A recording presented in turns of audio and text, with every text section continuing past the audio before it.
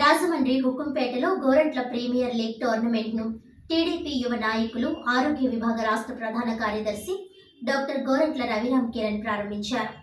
Rajamahendravaram rural శాసనసభ్యులు గోరంట్ల బుచ్చయ్య చౌదరి పుట్టినరోజు సందర్భంగా టీడీపీ యువ నాయకులు, ఆరోగ్య విభాగ రాష్ట్ర ప్రధాన కార్యదర్శి డాక్టర్ గోరంట్ల రవిరామ్ కిరణ్ ఆధ్వర్యంలో Gorantla premier league tournament GPL టోర్నమెంట్ను నేడు హుకుంపేట డీమార్ట్ ప్రక్కన గ్రౌండ్స్ నందు ఘనంగా ప్రారంభించారు.